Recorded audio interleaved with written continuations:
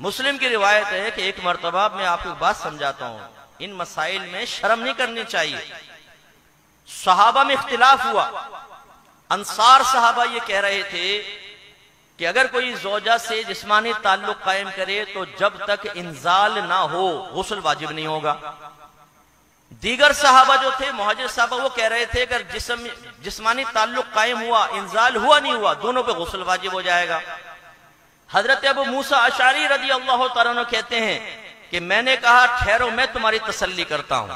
मैं गया सईदा आयशा सिद्दीका रदी अल्लाह तआला अन्हा के पास और जाकर कहा कि ए मोमिनीन की वालिदा, मैं आपसे एक मसला पूछना चाहता हूं लेकिन मुझे शर्म आती है।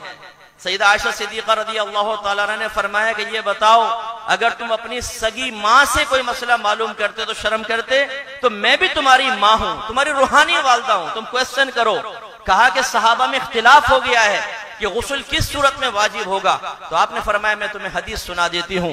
नबी करीम सल्लल्लाहु अलैहि वसल्लम ने इरशाद फरमाया कि जिसका खुलासा ये है कि जब मर्द औरत में मिलाप होता है तो जैसे ही मिलाप होता है दोनों पे गुस्ल वाजिब हो जाता है। ये कौन जवाब दे रहा है? हमारी वालदा जवाब दे रही हैं। सईदा आयशा सिद्दीका तय्यबा ताहिरा मुस्तहिदा जवाब दे रही हैं और सहाबा को सिखा रही हैं मसाइल, क्योंकि ये बहुत से मसाइल ऐसे थे जो सईदा आयशा से ही सीख सकते थे, सरकार ने खास उनको बताए थे। तो अब हम करते हैं शर्म।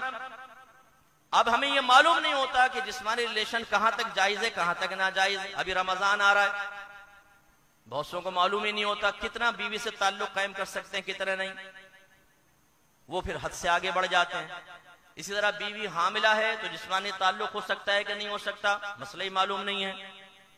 तो खुलासा कलाम यह है कि अगर इल्म नहीं होगा तो आदमी को कैसे पता चलेगा कि मैं अपने सितर का दुरुस्त इस्तेमाल कर रहा हूं कि नहीं कर रहा हूं। और जब नहीं पता चलेगा तो बरोज़ क़यामत हिसाब व किताब कैसे देगा इस नेमत का।